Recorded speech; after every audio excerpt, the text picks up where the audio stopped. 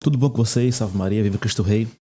Eu me chamo Felipe, então esse canal aqui é o canal Felipe na Barca, é um canal que eu venho trazer alguns conceitos e estudos que eu venho realizando nesse tempo, há mais de um ano, convertido da fé católica, né? Então, como ex-protestante, ex-calvinista, determinista, 5 pontos, de uma igreja oriunda da Reforma, né? Venho trazer alguns pontos aqui, questões nesse canal, onde eu vou tratar de estudos que eu venho fazendo e também aprendendo e que fique, né, a serviço, né, desse acervo desses vídeos aqui de testemunho, tanto de uma vida de conversão, como também de uma pessoa que está, né, estudando aí a fé católica. Eu venho trazer aqui por meio, né, algumas considerações no início desse vídeo.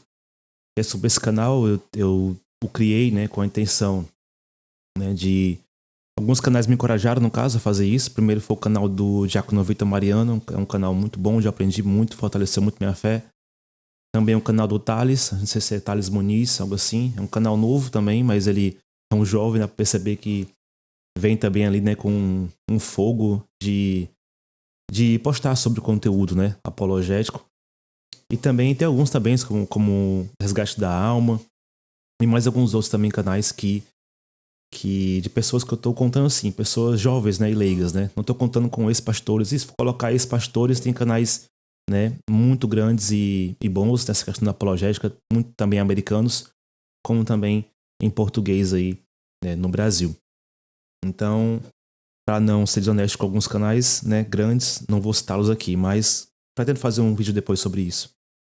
A intenção desse canal não é só focar em apologética, e sim também me ajudar de forma mais, como eu posso dizer, de forma mais privada, me ajudar na questão de poder conversar e trazer o que eu venho estudando, né, de algo mais público, que fica aí, né, de livre acesso, né, esses estudos e conceitos que eu venho estudando.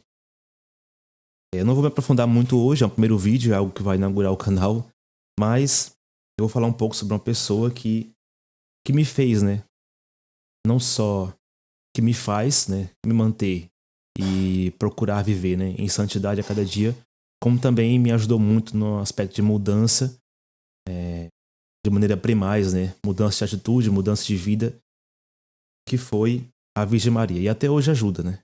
Então esse vídeo aqui eu vou explicar um pouco, né, só um pouco, por que, né, tem que se partir desse ódio, né, à família sagrada, né?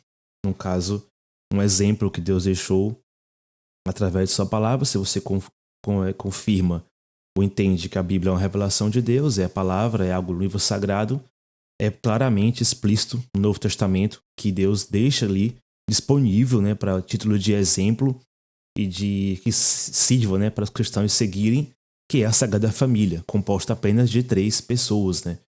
É algo similar ali, pode entender como a Trindade, né, algo trino, 3, também a Sagrada ali, família também são 3, né? Composto de José, né, como fosse um padrasto de Jesus, né, um homem, né, um pai que o criou, no caso sustentou a família, né? Maria, sim, a Virgem Maria, a mãe, e também o menino, né, o santo aí, o sumo sacerdote, o Logos, a palavra, o Deus encarnado, o verbo, Jesus Cristo. Então esses 3 compõem aí a Sagrada Família. O legal de entender que por que, né, deve haver esse ódio à Sagrada Família, ou se não tem o ódio, há algo pior que o ódio, que é o desprezo. Não se pode comentar ou nem falar sobre dentro do meio, por exemplo, protestante, né? Então claramente você consegue enxergar que isso não é nada de doutrina, já que você enxerga claramente nos textos escritos de Calvino e Lutero, no início, né, do protestantismo, eles não tinham nenhum tipo de aversão nem à Sagrada Família, nem à Virgem Maria. Isso é altamente comprovado em vários textos aí. Eu não vou trazer aqui, mas isso é altamente bem fácil de encontrar. Só dá um Google, você encontra Lutero e Calvino não tendo nenhuma atitude como tem hoje, né, essa atitude de combate e rivalidade contra a família de Jesus, como se fosse algo que concorresse, né, com Cristo, né?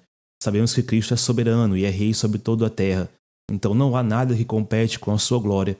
Toda glória que você dá e honra a alguém, você não está dando àquela pessoa, e sim a Deus, né, a Cristo. Então, é como você, por exemplo, honrar seu pai e sua mãe. Isso é o quarto mandamento. Você deve honrar e cuidar de seu pai e de sua mãe. Isso é um mandamento expresso tanto no Novo como no Velho Testamento. Então, e fazendo isso, você não está menosprezando Jesus, nem o seu reino, nem a Deus, nem a Trindade. Então, isso é claramente uma dicotomia errônea, né? Uma maneira errada de ver, onde as coisas competem uns com os outros. E isso é completamente, né, algo que não faz sentido nenhum. Beleza? Então, o que eu venho trazer aqui é por que, né, temos que agir com essa indiferença em relação a Maria. Será que é certo isso? Será que os primeiros cristãos, né, defendiam essa aversão, esse ódio, essa concorrência com Cristo? Será que, honrando a mãe do Senhor, né, estamos também desonrando a Jesus? Será que isso pode acontecer? Se você ler apenas o Novo Testamento, você consegue compreender que Jesus, em nenhum momento de sua vida, nem os apóstolos, nem nenhum texto, eles falam algo contra, né, a maternidade divina, contra a mãe de Deus, né, a Theotokos, a toda virgem, toda santa, né. Só mais, eu vou entrar aqui no tópico agora, mas só um ponto interessante também, que é tão importante, né, esse, como eu disse, né, esse ódio à mulher, é tão interessante no meio protestante que até pecados eles tentam acusar Maria de pecados, como também de ser mãe de vários filhos, como também ser alguém que andava, né, realmente andava em pecado no dia a dia. O interessante disso é entender que, de ponto de vista, eu não vou nem entrar no ponto de vista histórico ou bíblico aqui, nem precisa, porque basta a lógica para entender esse ponto. Você pode perceber que Cristo veio do ventre da Virgem, né? Sendo assim, o bebezinho foi formado, é o verbo encarnado. Por mais que não tenha isso escrito na Bíblia, essa palavra encarnado, a encarnação do verbo, você crê ainda nesse dogma, que é um dogma católico, é claro. Então você crê nisso. Então ele foi formado ali no ventre, o Deus, né? O Logos, o verbo, né? O Filho de Deus, a segunda pessoa da Trindade, Deus Filho. E você entende isso e crê nisso. Ora, pois, pensando nessa lógica simples, né? De forma bem simples e modesta, como pode Deus, né, aquele que não pode, né, contemplar o mal, né, e ter a experiência de ter o mal ali em si, como pode ele ter feito parte na concepção do ventre da Maria de alguém pecador? Como pode ele ter vindo ali do pecado, né? Se ele nunca pecou, olha como isso é bacana. Como um ponto de vista apenas lógico, nem precisa procurar e buscar na história dos padres apostólicos. Só nisso você já percebe, no caso, né, o dogma da Imaculada Conceição, mas eu não vou nem colocar, não vou nem entrar nesse ponto. Só um ponto que os protestantes, por exemplo, admitem, e isso é uma parte do consenso comum, que Maria, por exemplo, teve pecado, era uma pecadora como todo mundo. Percebe-se como isso é ilógico. Como pode Deus ter feito parte de um ventre onde habitava ali o pecado? Se você partir desse conceito, eu não vou entrar num conceito mais específico sobre isso, mas só aí você já percebe que Maria, sim, foi preservada, né? Foi preservada ou antes de sua concepção, ou quando ela disse sim para o convite do anjo, ou quando ela concordou, né, com a promessa divina de gerar ali o Filho de Deus no seu ventre, ela foi sim ali, né, mantida livre, né, do pecado, né, mortal e também do pecado original. Então, isso é algo simples. Por mais que discutam, alguns teólogos discutam sobre o tempo dessa separação que ela teve, né, ela teve que ter, isso não partiu de sua mãe, de sua avó, de seus pais, mas sim dela. Então, só pensando nisso, você consegue já perceber claramente o erro aí, né? Onde está um erro que ninguém consegue nem defender de forma embasada, né? Pois Cristo não poderia habitar onde há o pecado. Então, isso é muito bacana. E não pensando que Maria, por exemplo, tinha algum poder divino, por exemplo, para conceder o Cristo. Mas, ao contrário, o Cristo, Deus, não poderia habitar em um ventre, por exemplo, pecaminoso. Então, é essa a ideia. Não é porque Maria, né, a pessoa, tem algum poder, mas sim porque o Deus, Cristo, tem todo o poder. Então, e ele sendo Deus também, né, escolheu vir, né, no ventre de Maria, no ventre de mulher. Ele poderia ter vindo de outra forma, ter se materializado, ou ter vindo como espírito, por exemplo, como alguns agnósticos no começo dos séculos diziam, ter vindo sem matéria, por exemplo, sem corpo. Então, ele escolheu sim, né? A gente não escolhe hoje, né, ter pai e mãe, a gente não escolhe, né? A gente vem ao mundo e é presenteado, né? E aí nasce em algum lar que você não vai escolher onde vai nascer. Mas Deus, você percebe que ele escolheu, né, o seu pai e a sua mãe. No caso, seu pai ali, né, de criação, José. São José, no caso, né, e Maria, Santa Maria Virgem como sua mãe. Então isso é muito bacana de ver. O quão bom é a mãe, né? O tão precioso é ter mãe. É tão bacana que até Deus quis ter uma, né? Isso é muito legal. E perceba, por exemplo, que apenas na questão lógica, o catolicismo é muito mais alinhado à Bíblia e à realidade do que o protestantismo, por exemplo. Esse mês de maio, por exemplo, é o mês das mães, né? Celebrado em todo o mundo. E o quão difícil é um protestante, por exemplo, procurar textos para poder, né, trazer uma mensagem para a sua comunidade sobre mãe, né? Eles vão procurar qualquer coisa que contrária. Até sobre Eva é perigoso falarem sobre Eva, mas não vão falar da família do mais novo exemplo, que é o Novo Testamento, que é a nova aliança, que é Maria. Qual o maior exemplo é para uma mãe, para uma mulher, para uma jovem, do que Maria? Aquela que escolheu sim fazer a vontade de Deus e não tem ali, né, apontamento nenhum de falha ou pecado. Então, eu vou explicar um pouco aqui agora sobre, né, algumas tipologias do Velho Testamento. Vai ser algo simples, agora não vou me alongar, vou encerrar, tá bem? Algumas tipologias, né, do Antigo Testamento, eu vou tratar um pouco sobre teologia, né? Então, mas é algo bem simples, tá bem? Primeiro Apocalipse 12 vai falar sobre uma mulher coroada, né? Então eu vou tratar sobre a rainha mãe. No Antigo Testamento você percebe que Salomão teve várias mulheres, mas nenhuma era rainha, e sim a sua mãe era rainha. Então na monarquia isso era muito comum da esposa do rei não ser rainha, e sim a mãe dele ser a rainha. Então no Apocalipse 12 você vai ver também a mulher sendo coroada nos céus. Já vamos ler o texto. Também esse contexto que eu gosto muito, é muito interessante, que é a Arca da Aliança. É algo que foi trazido no início dos pais apostólicos, também primeiramente, sobre Irineu de Leão. Então lá já a gente vai falar sobre ele. Mas a Arca da Aliança trata o quê? Trata de um objeto que foi criado, né? Ali Moisés construiu, né? Deus mandou ele construir a arca, onde ia ser aquele objeto ali que eles iam carregar, né? Para um lado e para o outro, ali no tabernáculo, naquele templo, né? Provisório, e que ali habitaria a presença de Deus, né? No meio do povo, seria a Arca da Aliança. E era um objeto altamente sagrado, onde você vai ver também aquela parte, né, da Bíblia, não sei se é Amã, algo assim, que ele encosta na arca sem querer, a arca vai cair ali, tropeçar, ele encosta na arca para segurar, e naquele momento ele é fulminado e morto no mesmo momento. Tal para você ver o quanto era, né, sacralizado esse objeto, um objeto que foi criado ali, né, por mãos humanas e tudo mais, e também tinha imagens em cima dele, tinha 2 querubins ali, como diz um texto bíblico. Não vou entrar aqui porque todo mundo sabe disso, é altamente citado. E dentro da arca tinha o quê? Que a fazia ser um objeto tão sagrado e um objeto que habitava ali a presença do Senhor, né, para o povo ali, especialmente judeu ali, hebreu. Tinha 3 coisas, né? Tinha a vara, né, de Arão, que floresceu. Tinha também o maná, né, que era o alimento ali. E tinha também as tábuas da lei, que representava a palavra de Deus. Então o maná era o alimento, simbolizava ali o tempo que o povo passava no deserto, e foi alimentado pelo Deus, né, Todo-Poderoso, alimentado ali naquele período que passavam no deserto. A vara de Arão simbolizava o sacerdócio, né? Quando a vara floresceu, né, simbolizava ali que iria guiar o povo de Deus. E também as tábuas da lei simbolizavam, né, o decálogo aí, né, o dedo de Deus chamado, né, foi escrito pelo dedo de Deus, né? As tábuas da lei simbolizavam a lei, a palavra de Deus para aquele povo. Isso continha dentro da arca. Na nova aliança, né, você enxerga Maria sendo a nova arca. Por quê? Dentro do seu ventre, aquele ventre ali conteve, né, o infinito, o Deus, o Logos, continha ali quem? Não só o sacerdote, mas o sumo sacerdote, que é Cristo, né, estava ali naquele ventre. Não só também o pão que alimentava o povo por um momento, mas sim o pão vivo que desce do céu. Isso citado em João 6, foi um dos textos, né, que fez eu me converter também ao catolicismo, foi lendo João 6, né? E ali ele fala claramente sobre a Eucaristia, não tem como você interpretar ali de outra forma. Se você ler João 6, claramente está escrito ali que é o pão, né, a carne de Cristo é aquilo, é alimento, e o seu sangue também, então ele está escrito, e aquilo faz parte da nova aliança.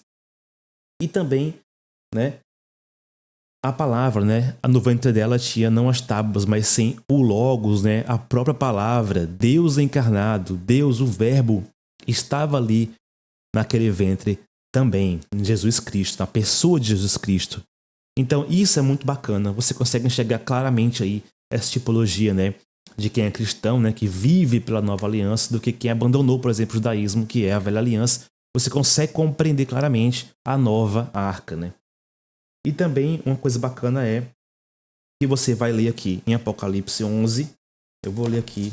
No finalzinho de Apocalipse 11 tem um texto muito bacana. Perceba aqui. Eu estou lendo aqui de uma Bíblia. Eu não tenho aqui no computador, mas logo logo eu apresento. Eu vou ler aqui numa Bíblia chamada Bíblia de Estudo, edição pastoral, certo? Da editora Paulus. Aqui no capítulo Apocalipse 11, no final, verso 19, está dizendo assim: Abriu-se então o templo de Deus que está no céu, e apareceu no templo a arca da aliança. Houve relâmpagos, vozes, trovões, terremotos e uma grande tempestade de granizo. Perceba que ele fala aqui, né? João na Revelação diz aqui: apareceu no templo a arca da aliança. Logo no 12 já vai ter aquela dissertação, né, da mulher, né, sendo coroada no céu. No 12 vai dizer: apareceu no céu a mulher vestida de sol, vestida com o sol, né, tendo a lua debaixo dos pés e sobre sua cabeça uma coroa de 12 estrelas, simbolizando aqui as 12 tribos de Israel, então os 12 apóstolos, né. Estava grávida e gritava de dores de parto, atormentada para dar à luz. Apareceu então outro sinal no céu, um grande dragão cor de fogo. Tinha 7 cabeças e 10 chifres, sobre as cabeças 7 coroas. Com a cauda varria a terça parte das estrelas do céu, lançando-se sobre a terra. O dragão colocou-se diante da mulher que estava para dar à luz, pronto para lhe devorar o filho, logo que ele nascesse. Nasceu o filho da mulher. Era menino homem, nasceu para governar todas as nações com cetro de ferro. E depois o que vai dizer, né? Mas o filho foi levado para junto de Deus e do seu trono. Agora vamos ver quem é esse varão, né, que julga as nações com cetro de ferro. Se você abrir aqui em Salmos, capítulo 2, que é um salmo messiânico, você vai ler aqui, a partir do verso 4. Aquele que habita no céu disse: Ó Senhor, diverte-se à custa deles. E depois fala-lhes com ira, confundidos com furor. Fui eu que consagrei o meu rei em Sião, minha sagrada montanha. Vou proclamar o decreto do Senhor. Ele disse-me: Tu és meu filho, e hoje te gerei. Pede-me, e eu te darei as nações como herança, os confins da terra como propriedade. Tu as governarás com cetro de ferro, e as quebrarás com um vaso de oleiro. E agora, ó rei, sede prudentes, deixai-vos corrigir, juiz da terra, servi ao Senhor com temor. Então é isso que fala aqui o Salmo 2, é um salmo messiânico. Tá bem? Então vou ler aqui rapidinho agora para finalizar. Lucas 1, algo que é bíblico, né? O protestantismo nega, por exemplo, isso, mas é algo que está na Bíblia. Então se você crer no Novo Testamento, crer que é algo sagrado, você vai ter que acusar, por exemplo, Deus, né, e os anjos de idolatria primeiramente. Então, antes de acusar algum católico, por exemplo, de idolatria, ou de venerar, adorar Maria, por exemplo, você tem que acusar primeiramente Deus de fazer isso. Por quê? Porque em Lucas 1 está escrito. Vamos ver o que está escrito lá em Lucas 1. Eu vou abrir aqui, Lucas 1, verso 28. Eu vou abrir aqui agora o computador. Eu estou aqui aberto com a Bíblia aqui, né? É uma Almeida corrigida, né? Ferrada e corrigida, como o pessoal fala, né? Tem algumas alterações. Mas eu vou ler como está aqui, ó. Lucas 1, 28, um casal bíblico que é muito aceita pelos protestantes, né? 28. E vindo o anjo até ela, disse: Salve, agraciada, o Senhor é contigo. Bendita és tu entre as mulheres. Isso aqui é uma Bíblia corrigida. Vamos lá, né? Vamos aqui agora para uma Bíblia aqui que eu gosto muito, que é uma Bíblia aqui do site New Advent. Então é um site muito bom de pesquisa. É um site gratuito. Então aqui tem em grego, em inglês e também ali tem em latim. Olha Lucas 1, 28 como é bacana, né? Aqui em latim diz, né? Ave gratia plena, Dominus tecum, benedicta tu in mulieribus, né?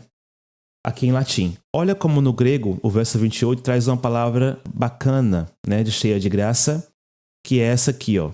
Que caritomene. Que caritomene é uma palavra bacana, citada aqui. Apenas uma coisa legal, que ela é citada apenas nesse texto aqui, específico, quando o anjo se dirige a Maria.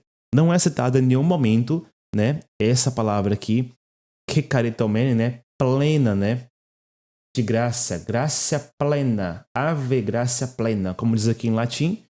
E se eu pegar aqui o texto, né, aqui mais, né, recente, uma linguagem mais moderna dessa Bíblia que eu tenho aqui, aqui diz: E o anjo, né, disse a ela: Alegra-te, cheia de graça, o Senhor está contigo. Essa intenção aqui dessa palavra plena, né, que é caritomene, cheia, é a ideia de uma pessoa cheia de graça, onde transborda, onde está quase ali, né, ao ponto, né, pleno, para transbordar.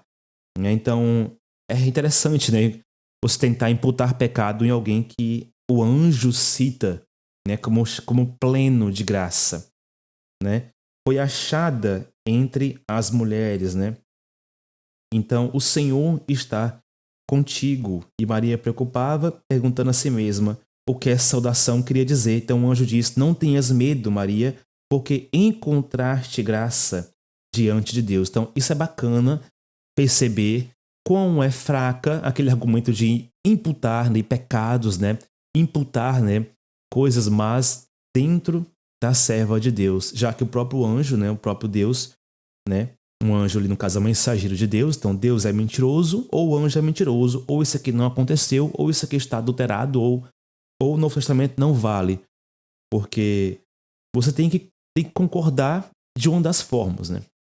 Então não tem como você abrir mão disso e crer em outras passagens, por exemplo. Então você tem que crer em toda a Bíblia, não só em onde você quer escolher. Então essa é uma das coisas frágeis do protestantismo, que ele trabalha justamente dessa forma, né? Você escolhe trechos, valoriza alguns trechos mais do que outros, tornando assim uma divisão como uma torre de Babel está hoje, né? O protestantismo, algo que não consegue vencer, nem dentro deles mesmos conseguem se entender, né?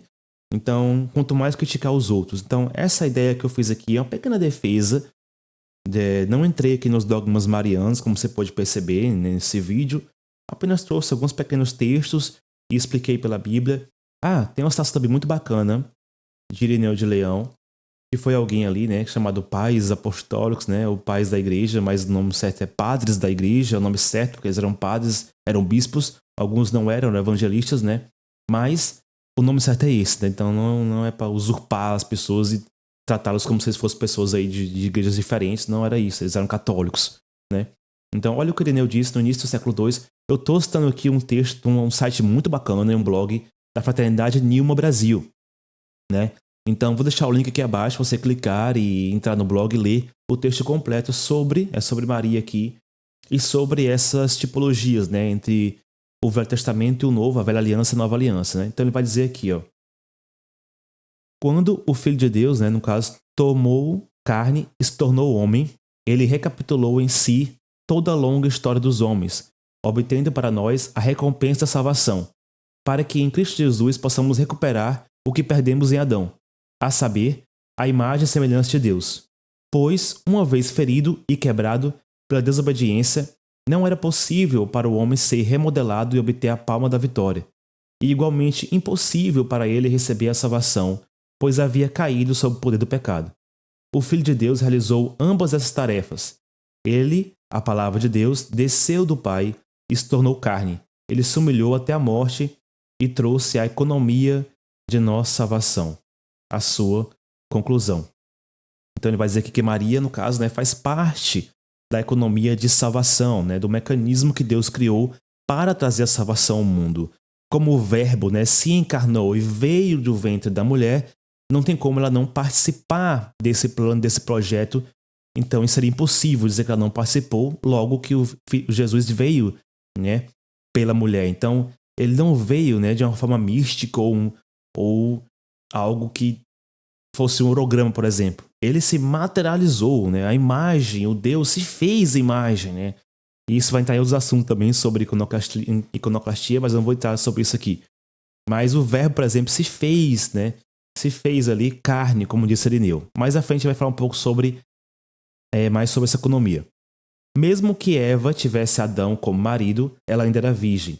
Desobedecendo ela, se tornou a causa da morte para si mesma e para toda a raça humana. Da mesma forma, Maria, embora também tivesse o marido, ainda era virgem, e ao obedecer, tornou-se a causa da salvação para si mesma e para toda a raça humana. O nó da desobediência de Eva foi desfeito pela obediência de Maria. O que Eva amarrou por meio de sua incredulidade, Maria desfez por meio de sua fé. Então aqui é bacana como essa tipologia aqui Irineu de Leão, foi alguém que viveu ali no século II, então alguém que ouviu ali, né, a interpretação dos textos e ouviu testemunhos, né, diretamente ali não dos apóstolos, mas sim do discípulo dos apóstolos ali, de forma bem, bem contemporânea, né, explicou isso e fez esse paralelo aí entre Eva e Maria, outra tipologia também.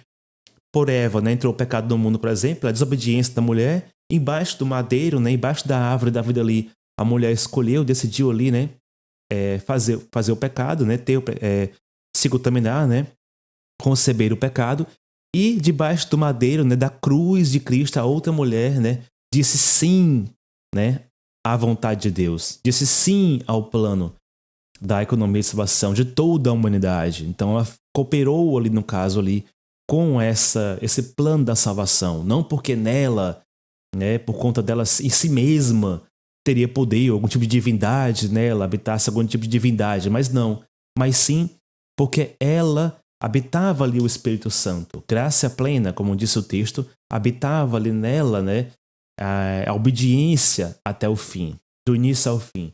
Então, quando ela disse sim ao anjo, ela disse, diferentemente de Eva, disse sim ao anjo mau ali no jardim. Coma do fruto, você vai ser como Deus. Então, Eva concebeu, comeu aquele fruto. A outra disse sim ao plano de Deus de trazer o verbo em seu ventre. Pense em algumas considerações que esse povo sofreu tanto naquele período. Pense um pouco numa comunidade, numa época ali altamente, né? Uma sociedade altamente, né, assim, voltada à lei e o cumprimento de suas leis, né? Como seria uma mulher, né, bem vista, né, naquela época, onde teria ali um filho, né, que não fosse de seu marido. Olha o quanto essa mulher sofreu e você consegue enxergar isso quando Jesus, né, começa a pregar. Os fariseus sempre apontam, né, ali, né, aquele filho do carpinteiro, o que será que vai vir lá de Nazaré, o que vem de bom dali, né, daquele lugar, né? Então você vê que eles sempre ali estão ali a julgar, né, a falar mal. Então você percebe o quanto será que deve ter sofrido, né, de preconceito, não só disso, mas também de escárnio, né, de blasfêmia, né, naquela comunidade onde aquela mulher vivia, também São José vivia, o seu marido com ela, naquela família.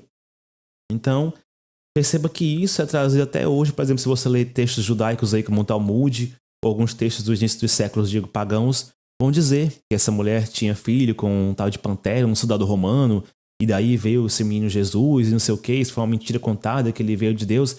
Então perceba como esse milagre é algo intrigante, né? E você crê nesse milagre, crê que Jesus veio da Virgem. E isso é base da fé cristã. Então, por que aceitar que ele veio da Virgem, mas negar a sua mãe, negar o seu pai, negar essa família? O quão bom é retirar exemplos dessa família para a sua vida, para a minha vida.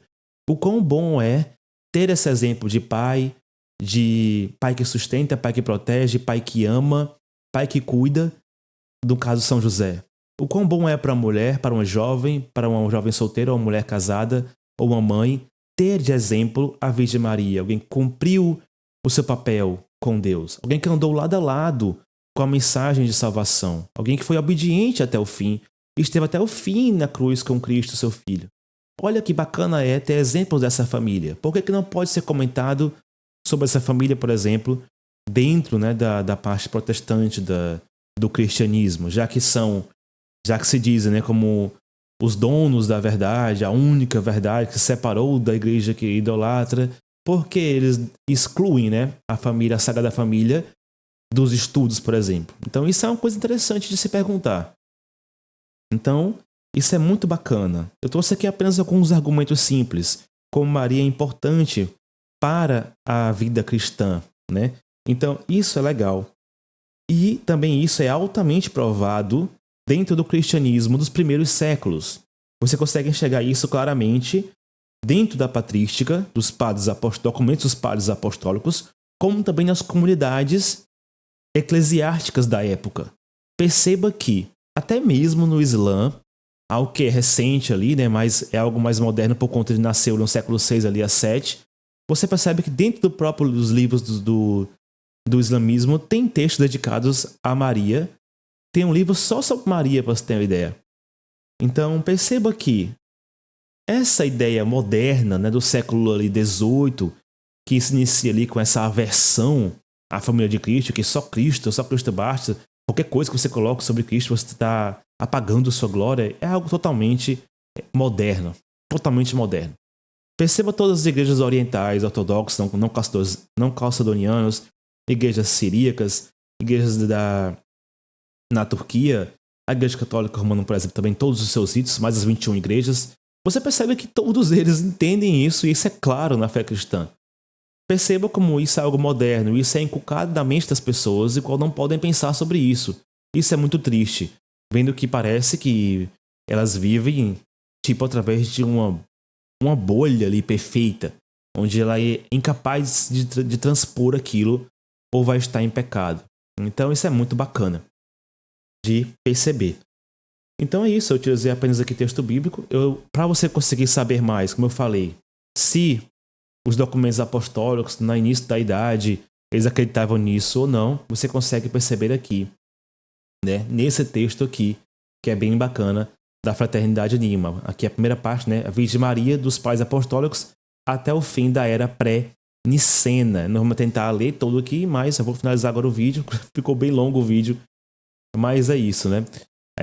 Vou deixar o link aqui abaixo, você pode ler e pesquisar, ler com calma o texto, né? Até porque uma coisa bacana que o professor Eduardo Faria sempre diz é que é interessante que, pensando em times de futebol, você torça, por exemplo, para o Flamengo e você vai procurar saber sobre a história do seu time, de um vascaíno, por exemplo, ou você vai ali na torcida organizada do Vasco perguntar como é que funciona, né? Como é que o seu time já venceu, se o seu time é um time campeão. É interessante como eles não vão falar, não é interessante, né? Não é algo lógico que eles vão falar bem do seu time, né? Então, se você quer pesquisar a fundo sobre isso, eu não estou falando que você deve se converter ao catolicismo, não estou falando sobre isso. Estou falando que, se você quer conhecer, quer falar sobre algo, pesquise antes, né? Não tente julgar as pessoas ou apenas julgar pela sua mísera opinião, a sua opinião, a minha ou de outra pessoa. E o que um gato enterra, por exemplo, é a mesma coisa, não passa de nada, apenas opinião. O que você acha, o que eu acho, é nada. Então, pesquise antes, se você conseguir falar algo ou julgar alguém, então traga ali, né, algo mais sólido, né, para a argumentação mais lógica. Então isso é bem bacana. Então pesquise esse texto aqui, você vai conseguir ler e ver e perceber o que os católicos daquela época e de hoje, né, desde o início da Igreja Cristã, defendem e creem sobre a Sagrada Família, sobre a Virgem Maria, sobre São José também, e sobre também os demais santos também da Igreja. Então, veja como isso é bacana. Eu vou encerrar aqui, né? Então, perceba o quão isso é simples, né? Você, por exemplo, não ama, né? Quem é casado, por exemplo, entende isso. Você não ama a sua esposa mais do que a Jesus, mais do que a Cristo. Você não ama a sua esposa mais do que a sua mãe.